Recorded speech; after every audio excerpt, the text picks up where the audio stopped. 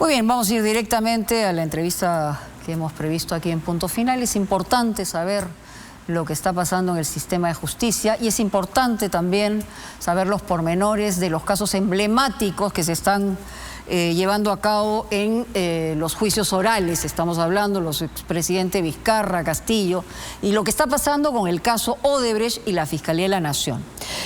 José Ugaz, ex procurador ad hoc de la República, está con nosotros. Gracias, doctor Ugaz, por estar en nuestra mesa de Punto Final. Y queremos empezar por, digamos, lo macro a lo micro.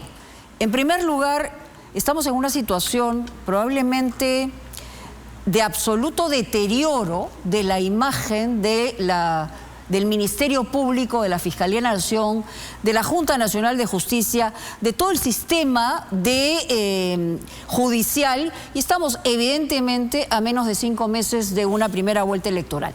¿Cómo abordamos en estos meses y cómo se puede rayar la cancha en esa situación? Buenas noches, Mónica. Bueno, hay una situación crítica, primero en el Ministerio Público, a raíz de lo que está ocurriendo en la Junta de Fiscales Supremos. Pero no es reciente. No, esto viene de tiempo atrás por la propia conformación de la Junta. Creo que ha habido un resentimiento institucional en el que se requería un liderazgo que no ha habido, y eso ha generado una crisis en la que las pugnas internas de grupos que tienen intereses opuestos ha derivado en que hemos llegado al punto en que prácticamente hemos tenido 3 fiscales de la Nación en el lapso de semanas, y ahora estamos en una situación en que un fiscal interino no recibe la comunicación que debería recibir de la Junta para cumplir con la orden judicial para que tome su lugar la fiscal titular. Pero ¿qué está pasando? Es decir, hay una orden judicial, pero la Junta Nacional de Justicia no necesariamente va a proceder, y así lo ha dejado indicado.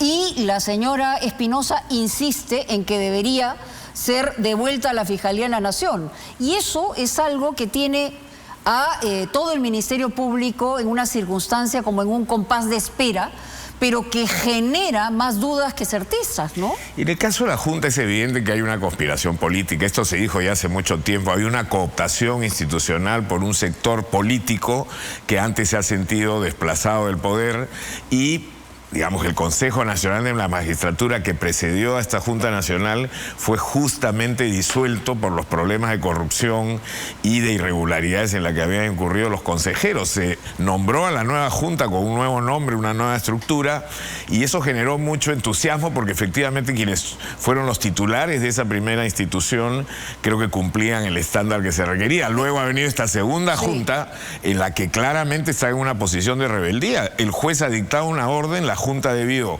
en el cumplimiento de esa orden, remitir la notificación al fiscal transitorio para que se retire y le dé el pase a la fiscal titular. Al incumplir la Junta, efectivamente se ha producido un entrampamiento.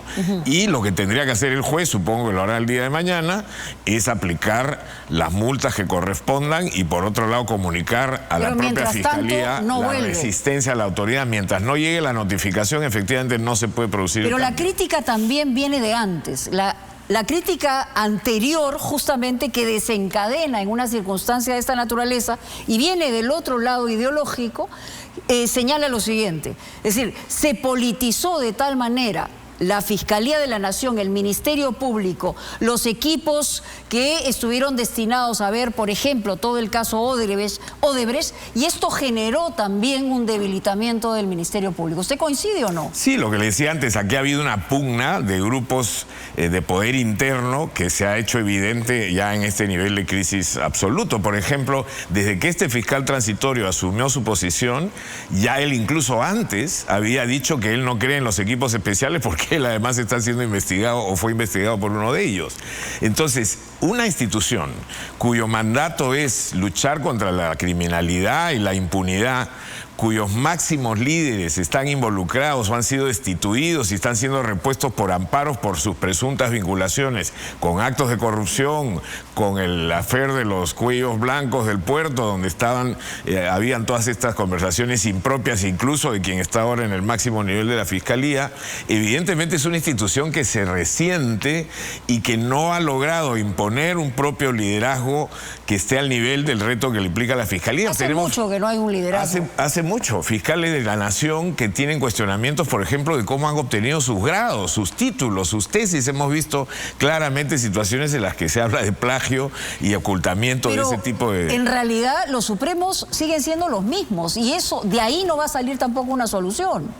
No, tiene que haber pues claramente una reestructuración del Ministerio Público, del sistema de justicia en general, porque yo creo... Y yo hago la diferencia entre reforma y reestructuración, ¿no? Porque, claro, tendría que venir un gobierno con liderazgo, con una capacidad en el Congreso, con las cosas claras y no ideologizado, que es mucho pedir, para poder hacer un Ministerio Público a la altura de la necesidad del país. Bueno, en esta pugna ideológica y política, evidentemente hay grupos de fuera que han tratado de imponer una determinada posición y que después han hecho propuestas como decir que todos los fiscales superiores asuman la condición de supremos, etc.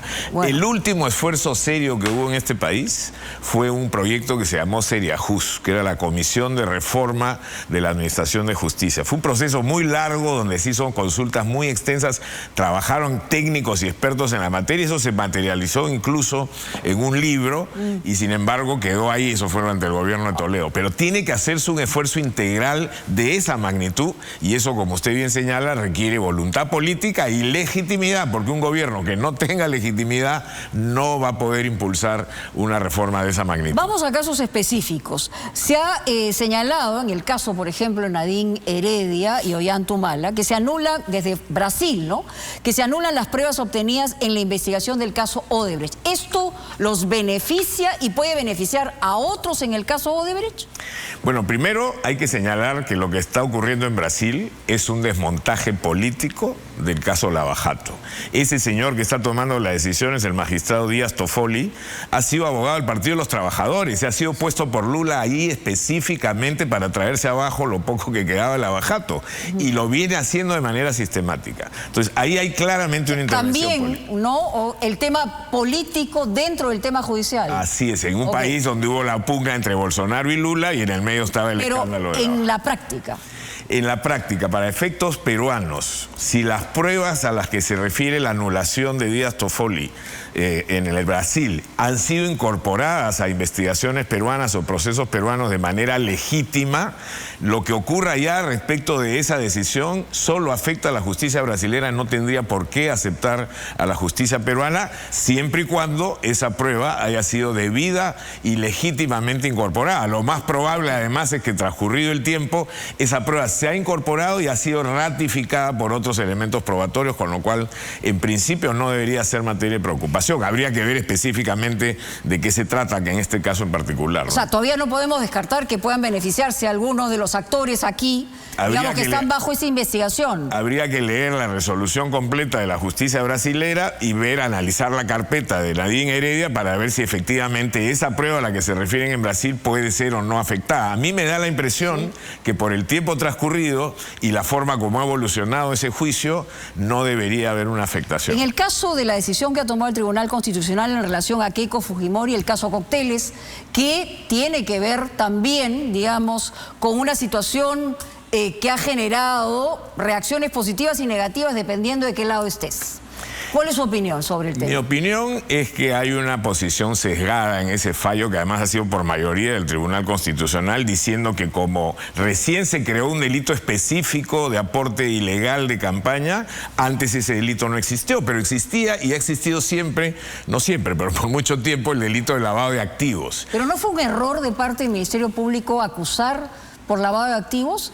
No, si se lo devolvieron tantas veces, digamos, había ahí un problema. El error estuvo por otro lado, porque ahí lo que hubo y se alegó y generó la primera nulidad fue un cambio sorpresivo de la Fiscalía de la imputación que originalmente había hecho. Entonces lo que dijeron es: usted ha sacado un delito debajo de la manga y no le ha dado oportunidad a los imputados a defenderse de ese delito específico. Pero el delito de lavado de activos no tendría por qué, desde mi punto de vista, ser descartado porque haya una ley posterior que se refiere específicamente al financiamiento de campaña. Si son fondos de origen ilícito y las personas pudieron prever o sabían que eran fondos de origen ilícito, nada tiene que ver si fue en campaña o fuera de campaña. O sea, ¿usted cree que los fiscales hicieron un buen trabajo en ese sentido?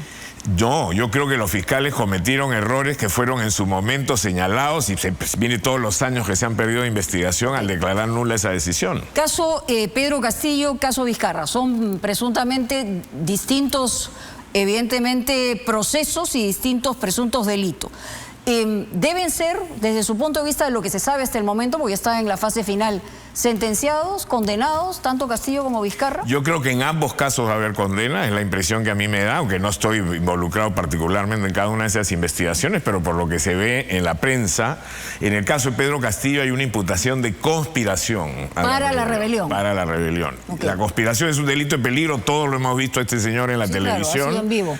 Dando instrucciones de que desarticulen el Ministerio Público, etcétera. Para mí eso está claramente probado, más allá del show que haga el abogado. Y la acusación a 100 congresistas en el tema del Congreso, los votos, etcétera. Castillo ha optado, ante el hecho de estar sepultado por la propia evidencia, en este caso en particular, por politizar su defensa. Él en el primer momento ha dicho, yo no reconozco la legitimidad de este tribunal. Entonces el abogado le dijo, mira, va a ser condenado, así que utiliza esto como puedas. Vamos a usar esto políticamente, y así lo han hecho los abogados argentinos que vienen cada cierto tiempo, con el apoyo, por además, supuesto, ¿quién les paga? de México y de Colombia, que dicen que efectivamente él es víctima de un golpe de no deben Estado. ser baratos esos abogados, ¿ah? Evidentemente no son baratos y hay un concierto internacional que está haciendo esa presentación política de un caso que penalmente hablando para mí está consolidado. En el caso de Vizcarra, sí.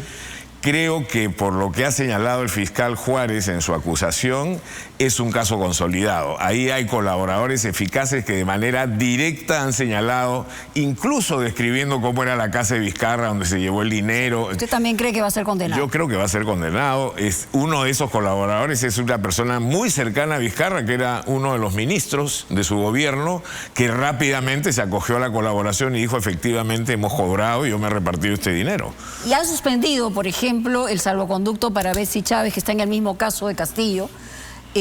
Esto, claro, es una decisión política y de Cancillería, es decir, sobre todo más política que jurídica, pero evidentemente es una buena salida desde su punto de vista, dejarla ahí en el limbo, digamos. Yo creo que es una respuesta, una llamada de atención sobre la problemática del asilo. Desde mi punto de vista es una majadería lo que está haciendo México al sostener que hay una persecución política cuando claramente... Pero es una majadería ideológica, ¿no? Por supuesto. O sea... Y entonces el Perú, creo que desde el punto de vista diplomático ha hecho lo correcto, no puede negar la situación fáctica de que esta señora está dentro de la embajada mexicana y en su momento evaluarán el tema del salvoconducto. Mientras tanto están enfriando la situación mientras se hace la evaluación que han planteado. Vivimos un deterioro muy grande desde la época, digamos, de Castillo, pero también anteriormente de la institucionalidad en nuestro país.